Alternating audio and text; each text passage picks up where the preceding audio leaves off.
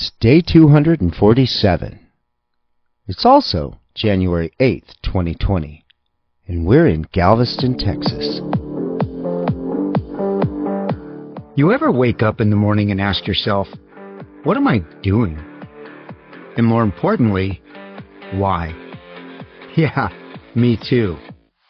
Hi, my name's Craig, and this is my story. A story about life. Life out there.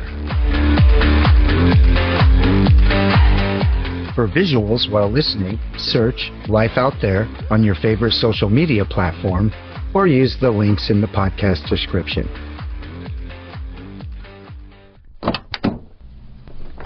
So first up, our lucky streak for finding the great weather was about to take a hit.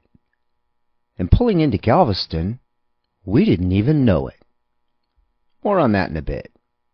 But pulling out of Del Rio early, I decided that we would head east. There was that massive stretch of Texas between us and the Gulf of Mexico.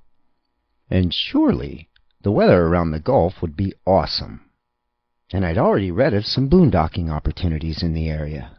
Some tell of actual beaches that you can drive out on and camp alongside the ocean. We had to check into that. And we knew we had a few miles to cover. Around 400 of them. But man, I had never been in a place where you can drive for what seems like forever and still be in the same state. I mean, in Washington, 3 or 4 hours in any direction and you're in a different state. Or Canada. Or the Pacific Ocean. Same applies to Oregon for the most part. In California, well, it'll take you a bit to cover that 800 or so miles from top to bottom. But at the same time, you can leave California's coast most anywhere and drive east for 3 or 4 hours and poof, different state. Anyways, point is, Texas is big. And I knew that. I'd just never driven it. Experienced it live. But we have now. And once again, that arid landscape stretched out in front of us, dotted with those mesquite trees. And as we drove, all the little towns, Bracketville, Hondo, Pleasanton, Gonzales, Hollettsville, Webster, Hitchcock, one by one, they popped up on the horizon, rolled on by, and then faded into the distance behind us. And each time, I'd wonder, what's life out there like? Quiet, for sure. But what else must the day hold for these folks? And the scenery continued to shift from rugged hills to rolling plains, with pastures and cattle grazing under the Texan sky. I thought back to that drive into Del Rio when I'd pictured those wagon trains and pioneers. But here, amidst a gazillion acres of ranch land, it felt more like the whispers of the cowboys in the air. We'd make a quick stop in a place called Floresville for fuel and some shut-eye, and continued east the next day. And as this morning warmed up, before we knew it, Houston was on the horizon. We'd pull off I-10, find some shade on a church parking lot, some lunch, and some planning. With that massive skyline of Houston in front of us, I most definitely did not want to accidentally end up dealing with any more of those 2 million residents, or the traffic that would come with them. We'd have to have a plan to skirt the massiveness of it all, keep to the edges, but get to Galveston. Turns out there were a few options, and I'm not sure if I chose the right one, but it worked. What I do know is the one I chose landed us on the West Park Tollway. The toll road promised to provide a less congested and more direct route to where we wanted to be. And I was a bit curious as to how Texas or Houston or whoever had decided that $5.77 was the exact amount I'd need to pay for this convenience. Apparently, it had something to do with the number of axles on our setup and how long we'd actually travel on the 20-some-mile stretch of road. And another plus? That $5.77 took us past multiple exits that read NASA and a quick flashback to the movie Apollo 13. Tom Hanks, in the role of Jim Lovell, uttered those famous words, "Houston, we have a problem." And already, some more learning to do. What all does NASA do down here in Texas? Oh, and that reminds me. Remember that one more click thing? After wrapping up the episode on our last night in Del Rio, I was reading a little more about that Falcon Reservoir when I came across another story, another incident on Falcon Lake. But this was about a different Falcon Lake, a lake in Manitoba, Canada, an area of Canada just above North Dakota and Minnesota in the U.S. The story begins on May 20th, 1967, when a man named Stefan McCulloch, wait a minute, now I've heard that name pronounced a lot of different ways. McCulloch, Michalek, Mahalik. I've heard everyone say it, but him. He goes by Stephen, so Stephen it is.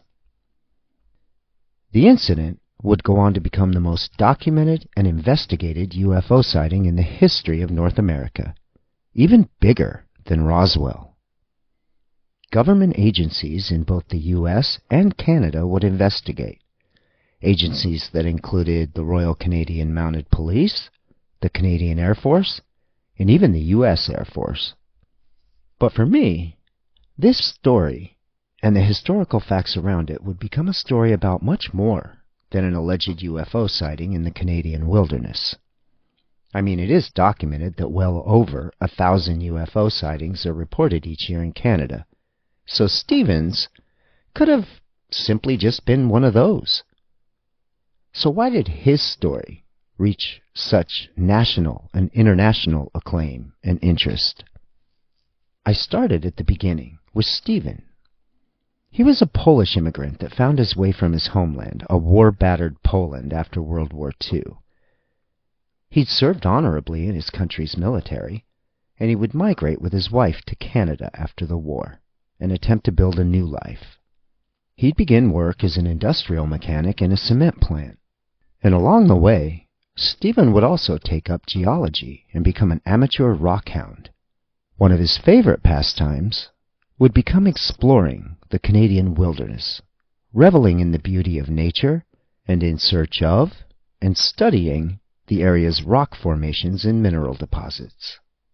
The area around Falcon Lake was a particular favorite of his. There are even reports of Stephen filing mineral claims in the area and developing a particular passion around prospecting. Life was good.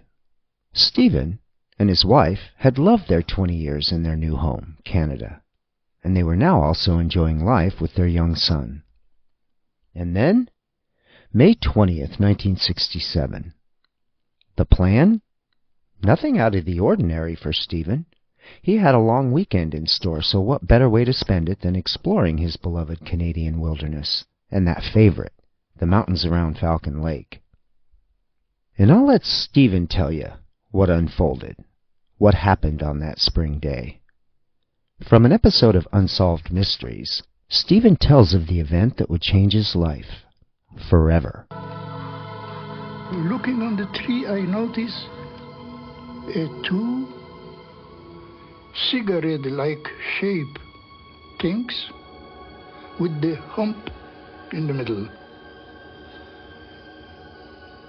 I said, what the hell is that? One stay in the air and the other one is coming down, down, down.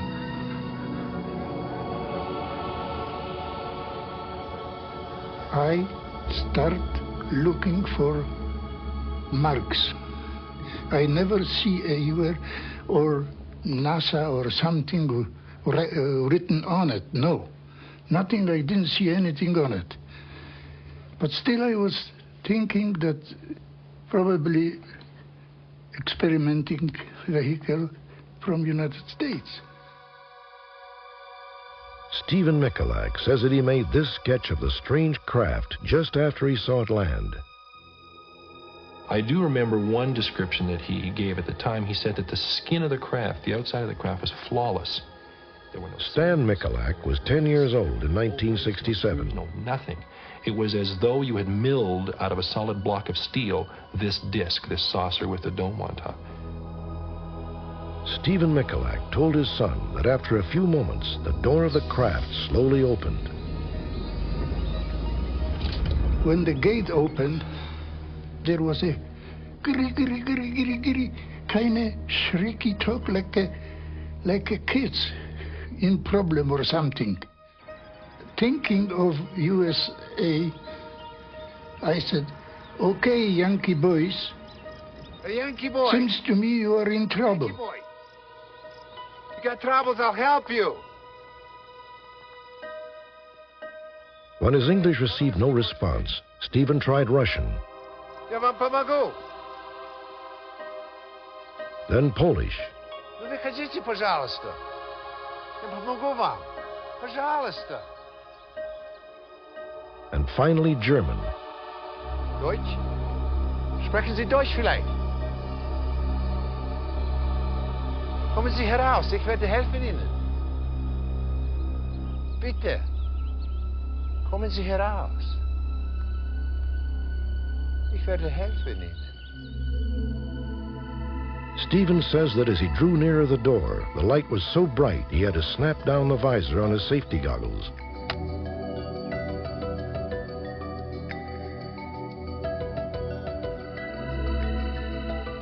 After a few moments, the door suddenly shut.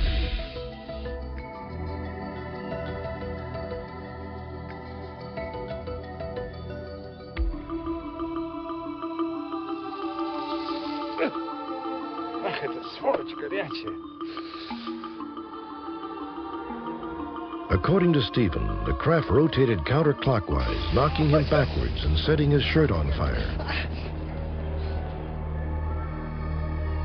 After igniting with the fire, the craft lifts up 30 to 40 feet and vanished. And then I decided, I said, now is the time for me to buzz off from here, go out. So I started going. He started feeling strange and threw up several times. At the same time, he was experiencing spots in front of his eyes, which could be after effects from the brilliant lights emanating from what appeared to be ducts or ports in the top of the alleged craft.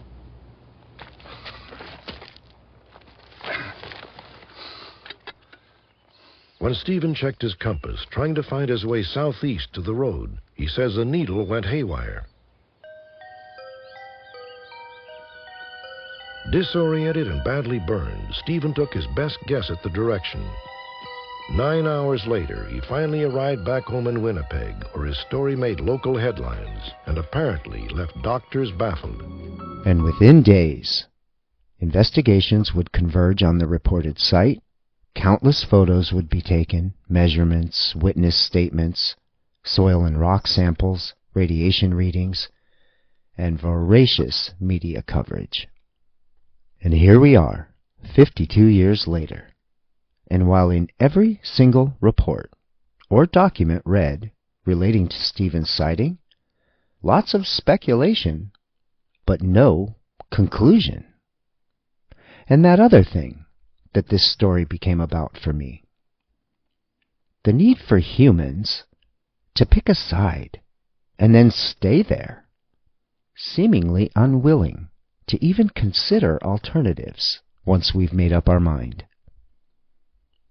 In Stephen's case, the two sides are, as they most always are, when it comes to witnessing something that clearly must be otherworldly or made up.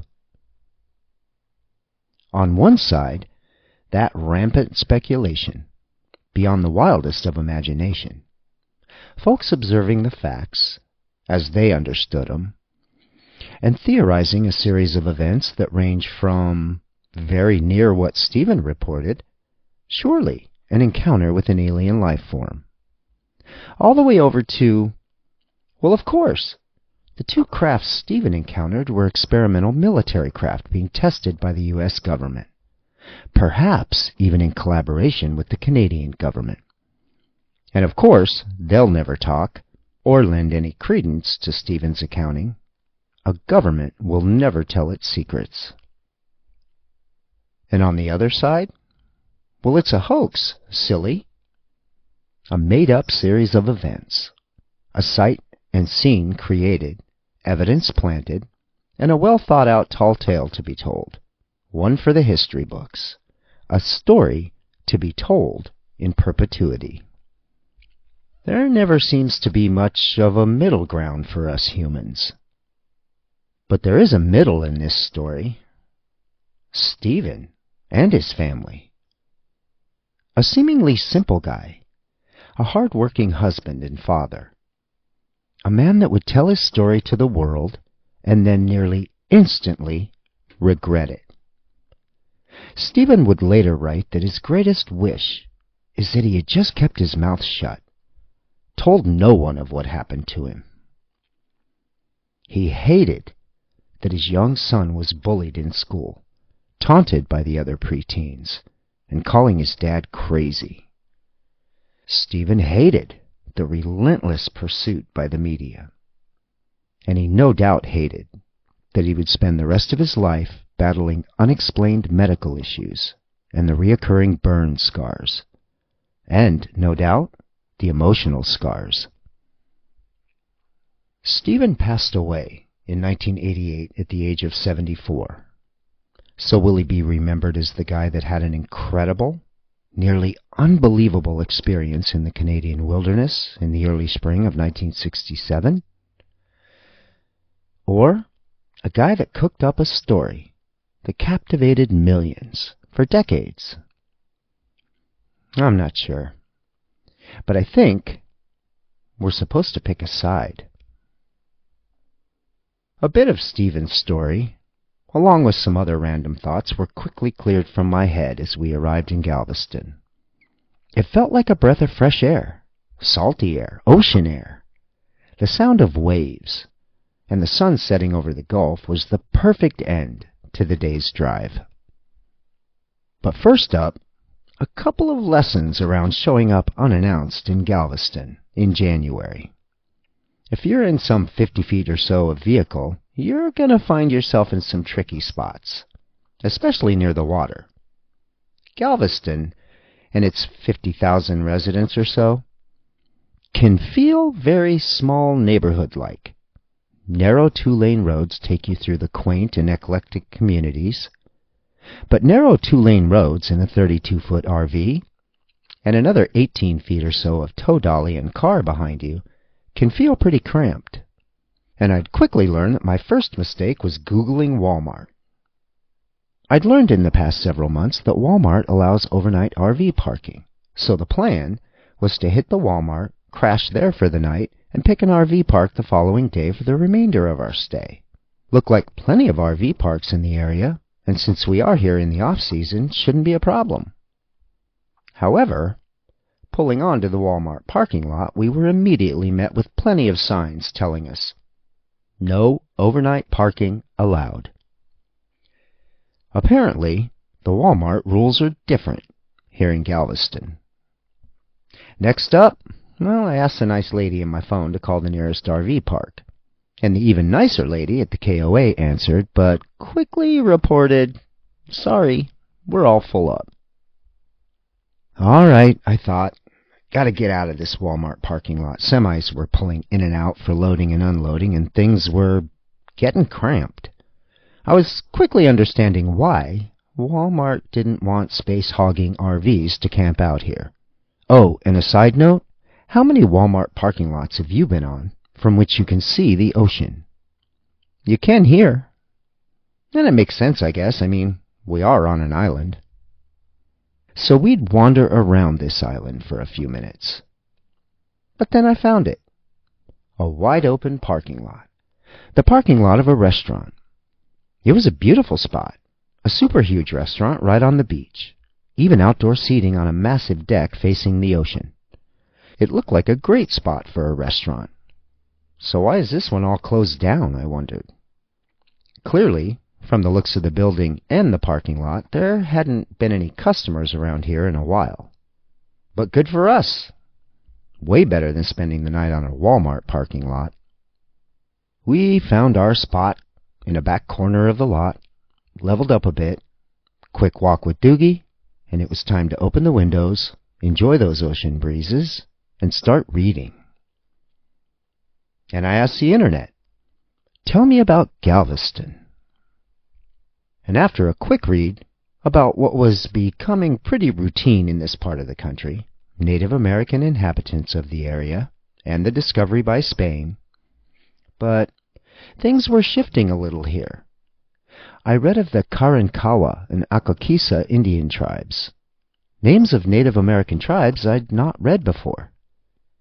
And discovery, well, the dates are beginning to dig a little deeper into history. As early as the 1500s, Spanish explorers would begin sailing into and exploring the island. Evidence of shipwrecks in the area can still be explored to this day. The island was initially named San Luis by the French explorer La Salle in 1686, but would later be renamed to Galveston in honor of Bernardo de Galvez, the Spanish governor of Louisiana. It would be that governor who would go on to order the first survey of the Texas Gulf in 1786. The city was officially founded in 1836, and it even briefly served as the capital of the Republic of Texas. But in the mid-19th century, Galveston would emerge as an international city with a bustling trade and immigration. It would quickly become one of the nation's busiest ports and the world's leading port for cotton exports, and in the process would grow to become the largest city in Texas, and second only to Ellis Island when it came to being an immigration gateway into the United States. And still today, the port of Galveston remains a significant port for cruise ships and cargo. I'd also learned that Galveston is particularly known for Juneteenth, because it was the site where General Gordon Granger of the Union Army arrived on June 19, 1865, to issue General Order No. 3, which announced the emancipation of enslaved people in Texas. Now this was 2.5 years after the Emancipation Proclamation was signed by President Abraham Lincoln. But the news would spread quickly, and celebrations began almost immediately, marking the end of slavery in the United States. But if you're like me, it kind of begged the question, why so long? If the president had signed the Emancipation Proclamation 2.5 years prior, why did it take so much time to get around to making Texas free of slavery? Well, first, a lack of Union troops. Texas had fought for the Confederacy during the Civil War, so the Union Army didn't have a strong presence in Texas until well after the end of the war. And without Union troops to enforce the Emancipation Proclamation, the order really couldn't be effectively implemented. And there were also communication challenges. The slow spread of information in the 1860s meant that news of the Emancipation Proclamation took time to reach remote areas like Texas. And perhaps even a bit more sinister reason: deliberate withholding. Some historians believe that slave owners in Texas deliberately withheld the information to maintain their labor force and the economic benefits of it. And why Galveston? Well, first, strategic importance. By the end of the Civil War, Galveston was that significant port city and a hub of activity. The Union forces needed to ensure that the message reached a central location where it could be quickly disseminated. And there also needed to be a strong presence of Union troops. And since General Gordon Granger and his troops were stationed in Galveston, it made it a logical place to issue the order and enforce it. And finally, as a major port city, Galveston was a communication hub. It had the infrastructure to spread the news more effectively to the surrounding areas. Man, and all of a sudden I'd done it again. Within just a couple of hours, I had absorbed another few hundred years of history, all while sitting on a 27-mile-long island, just a mile or so off the coast of Texas. And it's not just about Juneteenth when it comes to Galveston. This place is home to a long list of Texas firsts. The Galveston County Daily News is the longest continuing published newspaper. The city is also home to the first post office, the first black high school, and the first opera house. Galveston, for a time, would even be known as the Wall Street of the South, and home to more U.S. millionaires per capita than any other U.S. city of the time. Oh, and NASA? In Texas? Yeah, it's a thing, a pretty big thing. Specifically, the LBJ Space Center just outside Houston. The Space Center was established in 1961, initially called the Manned Spacecraft Center, but it was renamed in 1973 to honor President Lyndon B. Johnson. And JSC has been pivotal in NASA's human space exploration efforts, from the Gemini, Apollo, and Skylab projects to the Space Shuttle and International Space Station programs.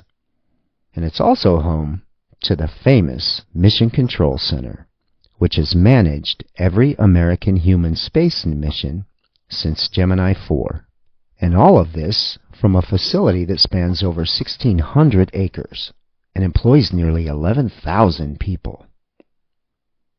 Here's time for a break, a walk, and some dinner. In returning from that walk and starting dinner, I flipped on the TV for a quick bit of local news. Now remember earlier when I said we were on a bit of a lucky streak when it comes to the weather? Well, our arrival in Galveston would bring an end to all that. And our new talent, it seems, is showing up in maybe the right place, but definitely at the wrong time.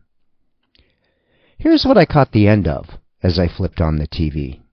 Our state. Now for today, a few spotty rain showers. Today is going to be the day to get prepared. I know some of you still have a lot of lawn decorations from Christmas.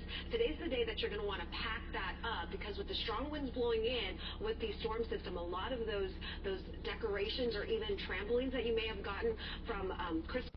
And just like that, our plans would change. It seems our wanderings had landed us on this Gulf island just 24 hours before the arrival of what would develop into a significant weather event. At least, that's what the evening news was calling it. And while extremely uncommon for this time of year, the entire Houston area was expected to experience flash flooding, 70-mile-an-hour winds, thunderstorms, hail activity, and oh yeah, even the occasional tornado. As I watched the news, the area of influence was continuously growing. Everywhere I looked on a map was being engulfed. And within minutes, our plan to explore and enjoy Galveston, and then that run up to Dallas-Fort Worth for a visit with friends, suddenly got scrapped. And all I could think was, drive. But in what direction? That last walk with Dougie this evening felt a bit different. We studied those clouds and the winds coming in off the Gulf waters, wondering just how far out there that storm was. That storm that would reach the very shores on which we're standing sometime tomorrow afternoon. And it's not even hurricane season. But with the television still on, listening for weather updates in the background, I do some reading of another notable incident in Galveston's history. the Great Galveston Hurricane. In the early evening hours of September 8, 1900, a devastating Category 4 hurricane would blow across Galveston and make landfall in Texas. With winds reaching 145 miles an hour and a storm surge of 8 to 15 feet, the damage and loss of life would be catastrophic. This storm would claim 12,000 Texan lives, 6,000 of which were right here in Galveston, and leave another 10,000 Texans homeless. And this nameless hurricane, they didn't name 'em back then, is documented as the deadliest natural disaster in U.S. history. That storm would forever change Galveston. The city would never regain its status as the largest city in Texas. But determined Galvestonians, they would rebuild their city, starting with a seawall that would protect future generations from what they had just experienced. And they would continue on, this time building the barrier island Mecca it is today, attracting over 6 million visitors each year to this historic piece of Texas. Now it's pretty nutty how perspectives can shift pretty fast. Just a few hours ago I'd driven into Galveston thinking, this place is awesome. Who wouldn't want to live here? I mean, it's beautiful. The weather's awesome. A little crowded, yeah. But there's the ocean. And who doesn't love the ocean?